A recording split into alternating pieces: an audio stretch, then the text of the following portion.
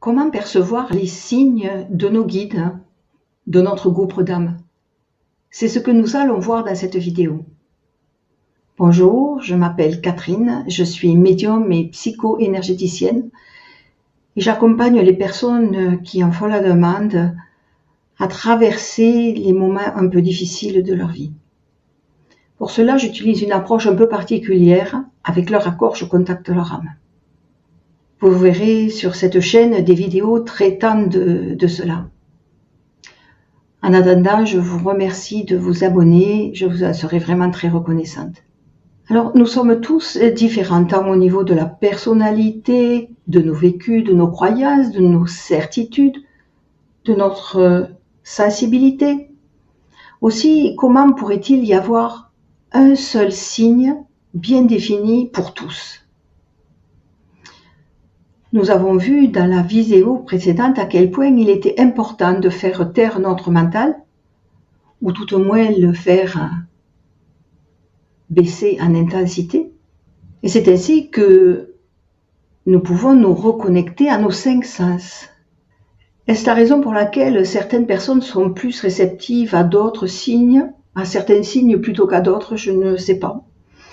Certains vont voir des plumes, d'autres des papillons. D'autres encore seront très attentifs aux heures miroirs. D'autres encore seront plus réceptifs à ce qu'on pourrait appeler de légers frissons. C'est plus mon cas.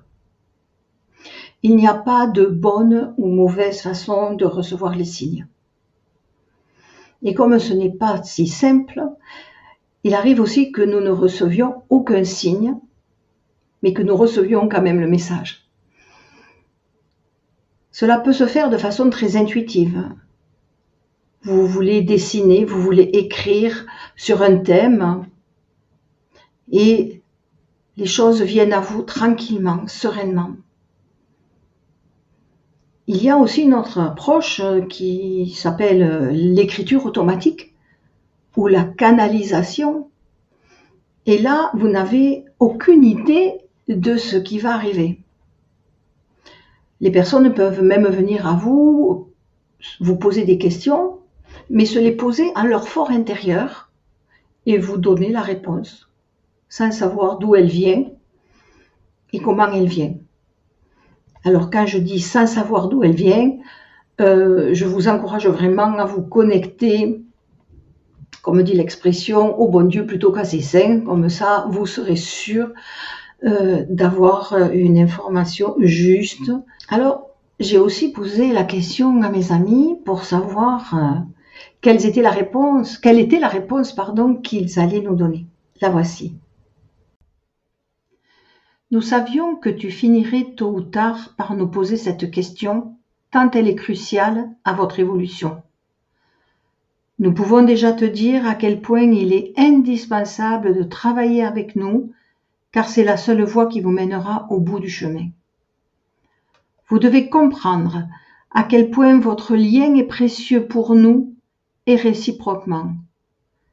Vous devez accueillir dans votre être notre présence, peu importe comment vous la ressentez.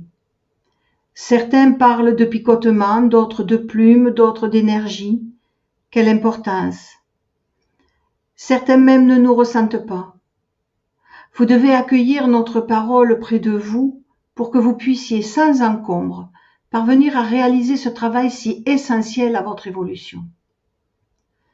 Cette libération parvenue à son terme, vous pourrez alors grandir dans la paix et la joie.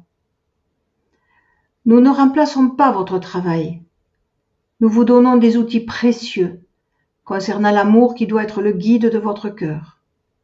N'oubliez jamais cette parole. Relisez bien la dernière phrase, c'est la plus importante, quoi que nous traversions. À très vite pour une prochaine vidéo.